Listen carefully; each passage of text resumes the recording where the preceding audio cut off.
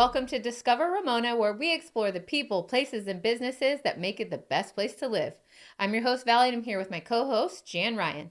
Hi, Jan. Hi, Valerie. How are you? I'm great. And, there's a lot of agents out there, and I was just curious how you kind of run your operations. When someone's calling you to do a transaction, walk us through what it's like. Yeah, I appreciate that question. When you call me, you get me. You don't get an assistant, you just get me. Yeah. And you get real answers. Every call, every message, everything, you get me. When you get paperwork to sign, it's paperwork for me. It's not from a third-party transaction coordinator. Oh, wow. Yeah, and when you get your escrow instructions, a preliminary title report, I've already looked it over. Oh, wow. Because that's how it's done. Yeah, that's very thorough. I feel like you're taking personal ownership in how this transaction goes, and I think that that's kind of like a lost art. So good job. Kudos to you. I think it is. I need to be on top of it. That's right. All right, who's our first guest today? Today we have Cheryl Wegner. She's president of the Ramona Trails Association, and she doesn't Google Ramona Trails. Ramona Trails Googles her. Ah, I love it. Let's meet her. Let's meet her.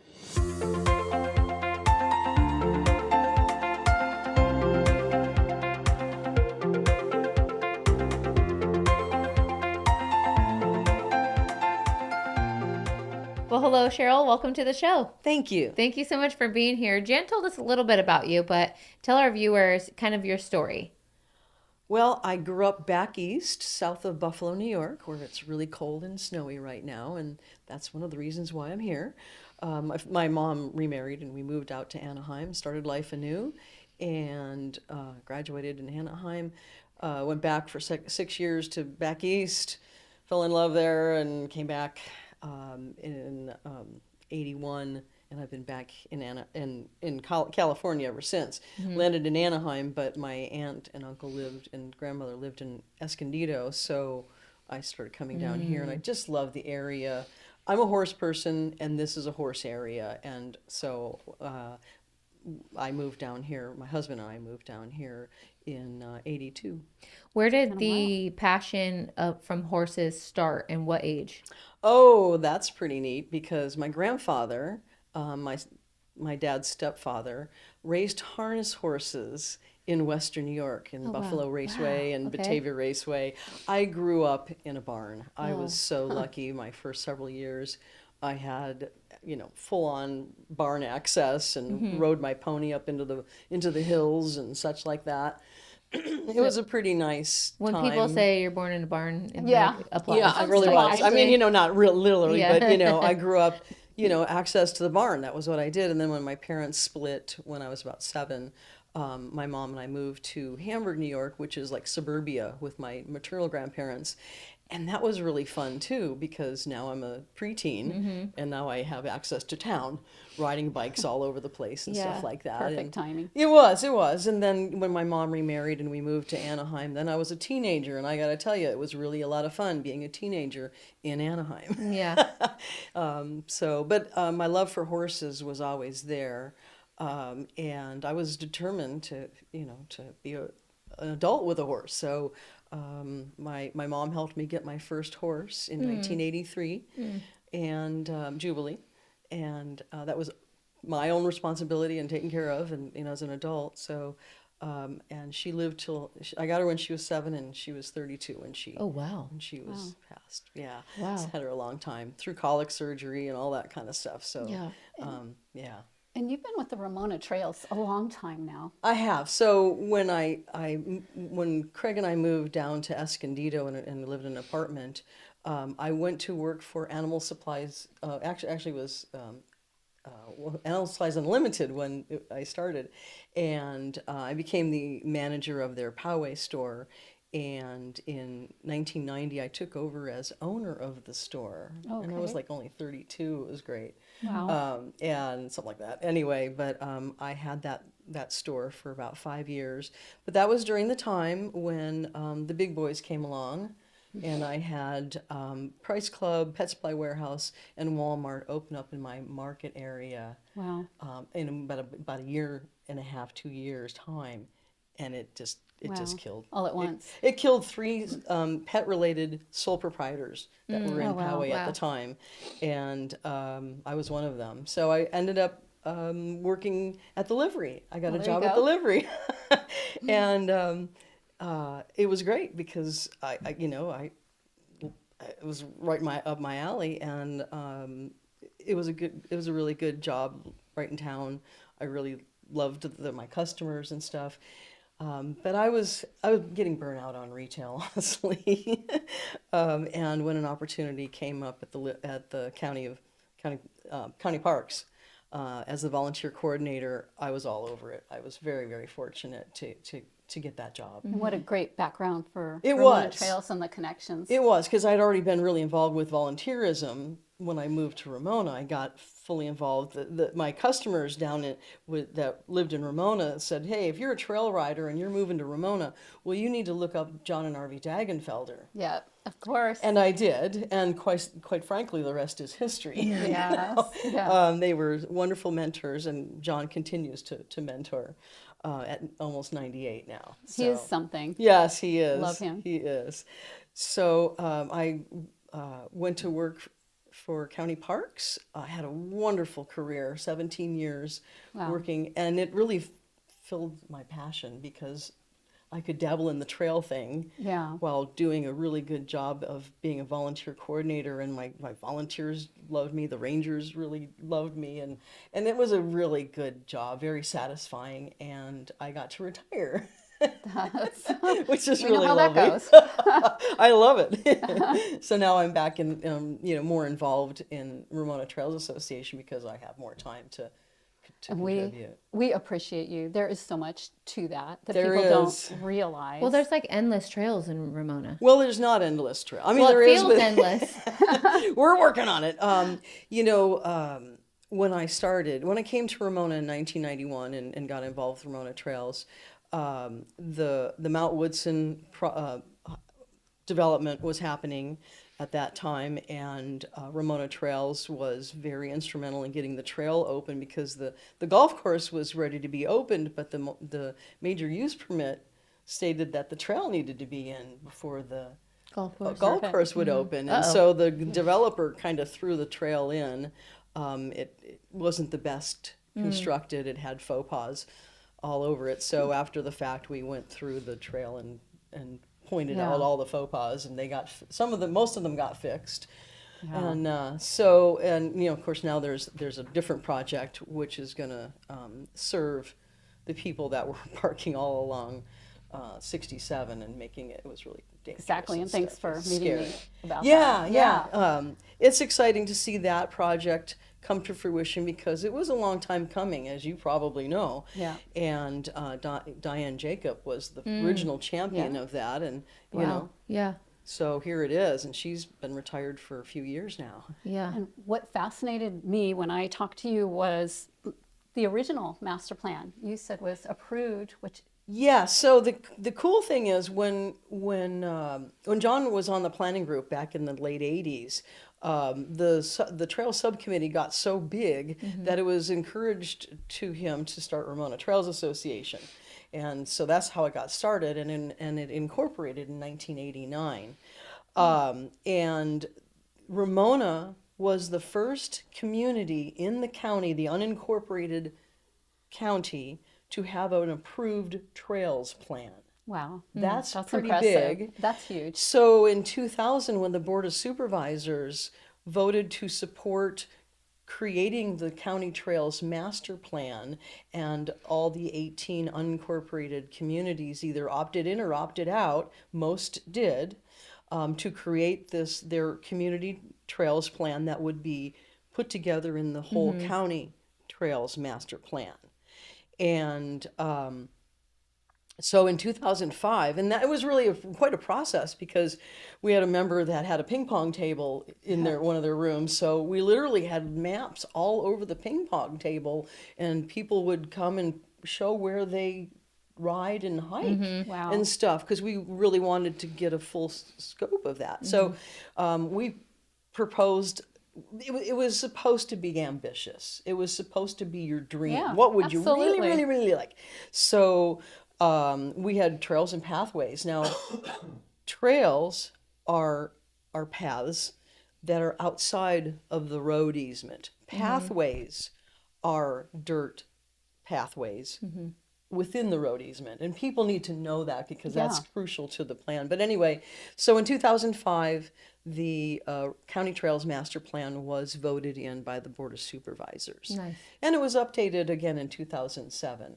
I did learn that in like 2019, Diane Jacob, for some reason it was not included in the general plan update when it was updated. I don't know why. But my understanding is that Diane Jacob was bringing that item to the Board of Supervisors, and COVID hit.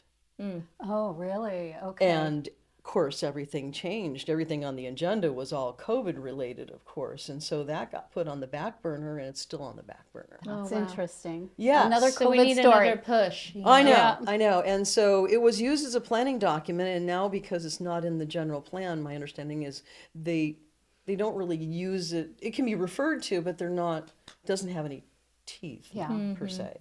So when parcel maps get split or whatever, it used to flag it, and if there was a pathway there proposed or a trail proposed nearby or whatever, that would be flagged and it would be Right. noted, and it would be, well, is it a 6-foot pathway or does it need to be 4 foot because of the terrain or whatever? Like the Mount Woodson You know, project. it was considered, and it was in the community got to weigh in on Transportation Trail Subcommittee and then the planning group, and now it doesn't come up at all, which is Hopefully- losing our trails because building is happening, but the trails aren't and the pathways aren't going in like they could have been. Well, we're lucky to have your energy, your experience, your connections with the county. So Thank you. hopefully- Yeah, and that was the nice thing about it is I really have some nice relationships with people that I worked with at the county, and relationships are important, and Yeah, whether absolutely. it's local So important. or whatever, and so yeah. Well, it's nice to know that there's people doing it. I mean, I there's a lot. I go hiking all over the county. Yeah, And that's I right. always wonder, like, who is out here maintaining this? Because this is cut back. Someone's been here recently Yeah. or someone's maintaining it. That's a really good point because maintenance is a big issue. It's one thing to get a trail in; it's another thing to make sure it Maintain it. stays open with maintenance. And depending on the land manager, county parks is really very good. State parks is really pretty good too. If you're up in Cuyamaca and you report there's a trail down across or there's a tree across the trail, there's a trail crew that will go take care of that. Volunteers, a lot of volunteer That's a work, lot. and county parks. Being the volunteer coordinator, I know these things, and we did utilize, and still utilize volunteers for trail work. But the land managers, it's on them, if it's their dedicated area, to oversee that and make sure things happen and the trails stay open. If people want to get involved, what's the best way to Thank you for contact asking you? that. Yeah, that's a really good point because there's lots of ways to get involved. Of course, you can go to RamonaTrailsAssociation.org and Love get it. involved with the Ramona Trails. But there's whether it's the American Hiking Club, whether it's the Boys and Girl Scouts, they do a lot of service, and Wow. and as we grow older, we may not be able to do as much physical trail work as you would say. It's interesting because now mountain bikers are the trail gorillas out there. Oh, wow. Because a lot of them are younger and able. A lot of us horse folks are older. In fact, many people that were part of Ramona Trails when I first started are either passed away or moved away, or have gotten too old to really do a lot. But that doesn't mean they're not donating to the cause in whatever way they can, and they do. But certainly, the San Diego Trails Alliance is an organization where it's mostly equestrians, but it certainly embraces all trail users, and we Zoom meet at least like once a quarter to try and solve our collective issues. And good. we put like the Lakeside Frontier Riders and Pine Valley Mountain Riders and Tijuana River Valley, the equestrian group there. They all have been putting on bike clinics. And what that is they bring folks that are mountain bikers and they bring equestrians and hikers too, but it's primarily the equestrians and the mountain bikers to get them to share the trail better. So, Yeah. so if, How to live cohesively. right, Yeah. get horses. It's on us as horse Yeah. people to get our horses over the bike thing, but it's also on the bike folks to recognize that we're riding a 1,000-pound flight instinct animal, and if they're hauling ass down the trail Yeah. at you, that's going to bug out the horse. That's just going to scare them. And we try our best to with these clinics to get people to understand how we can get along really well. And I'll tell you, most of my encounters are really, really good with folks on trail. And I'm the kind of person that if I see it's more appropriate for me to pull over and flag them down, come on forward, I'll do it. It's courtesy. It's not, there's Yeah. there's You a gotta trail work together. etiquette thing. Yeah. Where basically everybody else pulls aside for the equestrians because our mode of transportation is a flight brain, but it's courtesy, really. And I've only rarely have I had an issue with any discourteousness, but both times that I can think of, it happened at Los Penasquitos Canyon, because there's a lot of mountain bikers out there that don't really understand maybe and haven't been taught, and so you get that. And some of them aren't very nice either. I love the collective effort of keeping the trails open, keeping hiking and equestrian and even now mountain biking alive and working together. Yes. Yep. I love that there are people like you behind it and just supporting the entire There's venture. a lot. So There's a lot of people. There's a lot of trail-oriented groups throughout San Diego County, whether you're interested in mountain biking like the San Diego Mountain Bike Association or, all the equestrian groups that are kind of community-based. There's a lot, and and we even like walkers. You've got didn't you have a walker group or something? And I know. Oh, we just walk. Yeah. Yeah, I mean, so there's opportunities for stuff like that. You can always get involved, and if you're looking for a place, and there's opportunity to volunteer all over the place. So thank you for sharing your story. We can also be found on Facebook. We have Okay. a Facebook page, so just reach out to us, and we embrace. Because we're a non-motorized trails organization, and we're nonprofit, so we're dedicated to trails in around Ramona and the San Diego area for non-motorized trails. So that's everybody, including people with llamas, camels, maybe, Dogs. kids Potbelly walking pigs. their 4-H animals out on, to get them exercise, moms pushing their strollers down to the park. Trails Mean are everything. for everyone. Yeah. And that's our tagline, by the way. Oh, well, it was lovely to meet you. Thank you so much for all that you do. And Jan, Thank thanks you. for inviting Thanks her. for coming, inviting Cheryl. me. I really Absolutely. appreciate it. Thank you. Thank you guys so much for watching Discover Ramona, and we will see you next time. Nice.